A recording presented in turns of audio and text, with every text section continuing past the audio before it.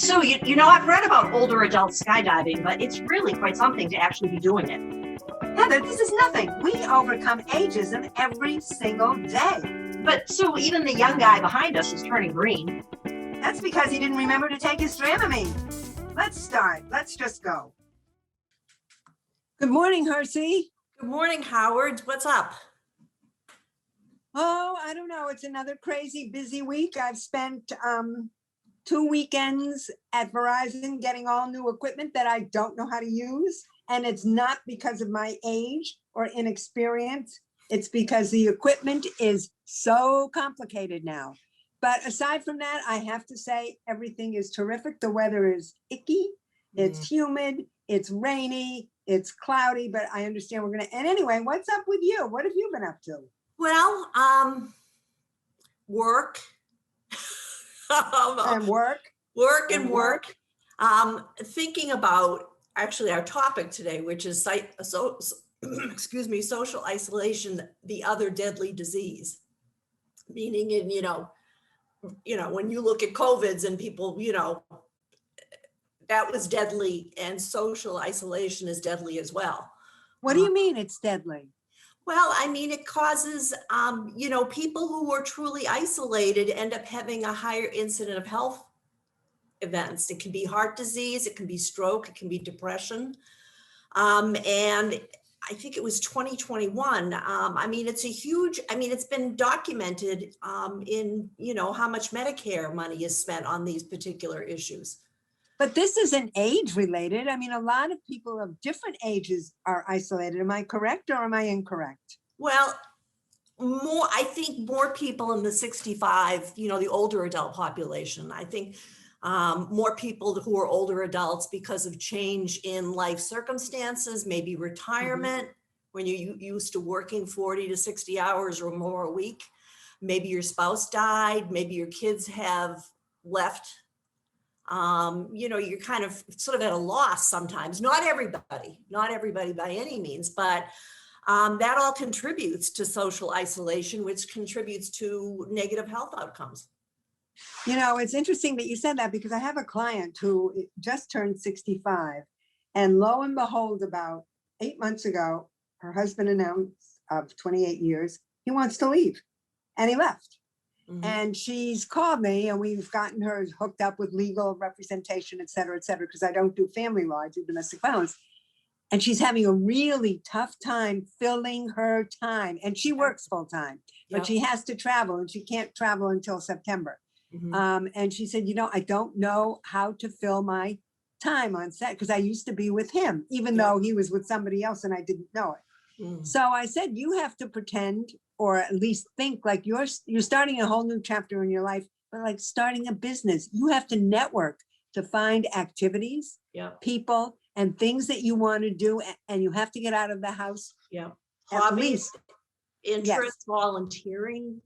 There are so many things that, so it's not just older people, but older adults are much more likely. I think it's 25% of older adults 65 and older suffer from social isolation. But I wonder if that's going to change post-COVID because so many of us are still working full-time, part-time, and so many older adults are looking for part-time jobs because they need it right now. We've lost a year economically, some of us anyway. And I don't know if it's going to change, but it's still a big problem. I mean, it's, even if maybe if it's 20% usually, and I don't know, but it really, impacts people's quality of life. We need to have meaningful social connections, meaningful relationships. We need to feel we have purpose. How do we do that? How do we encourage older people to get out? Well, during the pandemic, it was a whole new challenge. I mean, just to go back there, but that did open up some new ideas. People who can't get out, I had 1 or 2 clients who began to engage in Zoom. I taught them how to use Zoom or somebody else taught them. People who lived in skilled nursing or assisted living or who just didn't have exposure to technology before. Oftentimes the staff would help them connect with Zoom. Getting people to get out to the senior center which getting were closed, Heather. They were It closed. is still closed, right? So, right, so it's still closed. So right now, it's definitely still a big problem. So what do? So there are technologies like tablets that are more friendlier, easier to use, or better to Right. use for people who don't have all that technological experience. So But they through could those, also you get can a hook into puppy. senior center programs. I mean, I Right. know Needham still has a very robust senior program happening pretty much 5 days a week, all by computer. And they've And got remember, iPads we're in for people. Massachusetts. We have to remind our viewers that we're talking about Massachusetts. Maybe other states or other municipalities have even better programs, or maybe they have none. Maybe they don't have a senior Right. center.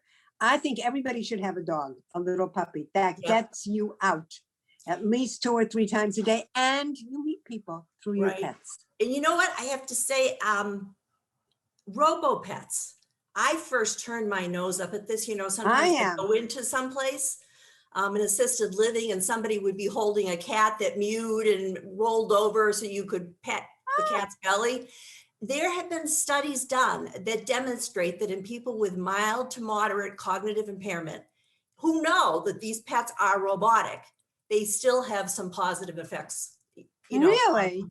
Because I turned And my I have nose to up tell you too. this other thing. I was listening to a panel on Zoom last week, sponsored by LaSalle Village, and there was a woman who was a member of the panel who works at the MIT Media Lab, and she's been working with a group of older adults to develop a human-like robot to provide companionship, but also to provide, assistance with things like med reminders. Did you check this? Did you turn off the stove?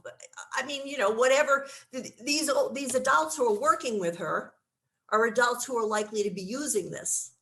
Wow, that's this type of terrific. thing. Isn't that neat? So Yeah, she's that's getting terrific. input from the people who will be users versus a group of, Uh-huh. 20 or 30-year-old somethings. And to go back to another point of yours, which was about not everybody having access to the programs of the technology. Right. One of the risk factors for social isolation is people who have poverty, or people who just really And- don't have any money to either have a cell phone or iPad or transportation to, senior centers when they are open. So Right. there are, so not every senior is necessarily socially isolated. And not everyone who's lonely is necessarily socially isolated. You Right. can feel lonely and not be socially isolated, but there are risk factors for people who are, poorer. Maybe they don't have the English proficiency, so they don't Right. understand conversations and what's going on, or they can't read everything. Sexual orientation, gender identity. Adults who live alone, who maybe never married, have always lived alone, or they're widowed, or they're, But Heather, don't you think separated. adults who have lived alone are more likely to know how to socially navigate and interact if they're so inclined? I think that, though, I see it with this client. She's never been alone, and she said to me, I don't know what's going to happen if I get sick. And I said to her, you have a huge community. You have a family. You have a son. You just call on your friends. It's a little bit different, but you are one of the lucky ones that you're working full time and you have a community. I think people who are used to living alone know what's comfortable for them. I think it's when something like COVID hit. I mean, I wasn't isolated because I'm so busy and I know how to do Zoom, thank God. But I did miss getting up, getting dressed, and getting out and getting to court. I have to be honest with you. Walking the dog is not the same as putting on a pair of pants and a blazer and hustling and putting up with the traffic. I really missed all of that, even though all I do is complain about it when it's happening. Yeah, but see, some of us have made a choice to live alone. I mean, I basically made a choice to live, with Tigger, the tiger cat here. But, and I'm pretty content that way, although, it took a while to adjust. But other people, maybe they're alone because they just can't manage relationships well, or they don't handle them well. Maybe they don't have those skills to reach out. I don't know 100%, but there is that to consider. Yeah. because that is definitely a risk factor. People who have a disability in their home life, Exactly. Yeah. they can be, if they're extroverted and they have the tech savvy and they're, pick up the phone and call people, if they're like that, that helps a lot. But, if you're not mobile, it's hard to get out and meet people, or if you don't have those Exactly. computer Yep. skills or the money for a Exactly. computer. Exactly.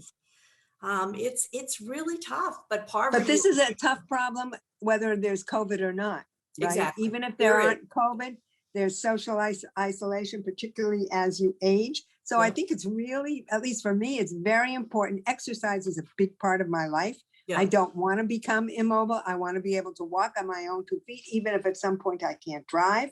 Right. And that's my main purpose every single day, staying healthy and keeping everything moving. Plus the mental health benefits of exercise, the stimulation Right. of endorphins to give us that, feel good type of thing. But I mean, there are things people can, during COVID's, one thing that we suggested to people was meeting with their families or friends by Zoom. Right. I had a gentleman whose daughters had his 90th birthday party on Zoom, and he and I had worked together, and he also met with his group of friends that they call themselves the Codgers. They're all in their 90s. Oh, And they wow. were all pretty tentative about this, but they were going to do it. And they each learned it. And, it was a little back and forth with the, use of it, but they did it. Now they're Right. getting And to they the point- enjoyed it, and last they'll week do it they met again. for lunch. Yeah. Yeah, they'll do it again. I know my family has started weekend Zooms, which initially I thought, how long can I talk to a 3-year-old about Bob the trucker? Mhm. 45 minutes is a long time to try to have a conversation with somebody who speaks like Elmer Fudd. And at the end of the 45 minutes, my head was spinning. But we've been doing this through COVID, and now his speech has improved and his range of activities have improved, and he's in school. Thank God, because his mother and father can work, they're both attorneys. So I think that as we emerge from COVID, and because it's summer, hopefully people will get out Mhm. more, even if it's sitting outside on their stoop or walking up and down Yeah. the street, and maybe they'll interact a little more. Right. Well, And Hersey, maybe- this has been, go Yeah, ahead. Oh, I just wanted to say, just in terms of other thoughts, maybe taking some of the things we learned in COVID, like, if it's not a Zoom call, maybe a telephone call where you do a crossword puzzle with somebody, or you reminisce about, Right. remember that vacation we took and Dad we had 5 flat tires, and that type of thing. And that we give people little activities to do, even if it's watering a plant or feeding a pet, or, you know what I mean? That they, there's a project called StoryCorps. And kick me if we're running out of time, because we may be. What is StoryCorps? Let's end up with Story- this, but what is it? Okay, so StoryCorps is a project. I think it's through public radio, public TV. I'm not sure about that, but basically you are able to record your story. Maybe Ah, people do their history and it gets saved. I want to say it goes to the Library of Congress. And oh, you could just Google StoryCorps, or I think it's storycorps.org, and check it out. I mean, I don't think it's really hard to do. People may need, less tech savvy people like us, maybe even, may right. need some help getting started, but that's a purpose. You Right. feel like you're doing something that maybe to pass on to your family. So it's StoryCorps, C-O-R-E or C-O-R-P? CORP. C-O-R-P. Okay, I'm Yeah. gonna Google it. Yeah. Listen, this has been great. I hope Okay. we meet in person to I hope so limit too. our isolation. We've been trying for months and it just hasn't worked out because we are so busy. So We are so listen, busy, Hersey. and you particularly. No, I'm no busier no, than we're anybody. good. You know what? I make myself busy. Yeah. I keep myself busy because otherwise, what are you gonna do? Sit and watch TV? I can't stand it. Mm. I can't stand it anymore. I don't want to sit on the couch anymore. I did that for so many months because I didn't know what was happening with COVID. So you were Right. totally dependent on the news. Yeah. Have a good week, Hersey. I'll Thanks. see you soon. So good to see you. Anybody, if you have everybody. questions, reach out to the information on the last screen. And thank you again to our Skylar, who helps us with all the tech stuff and does this incredible video work. Bye, everybody. Bye, everybody. Be well. See you next time.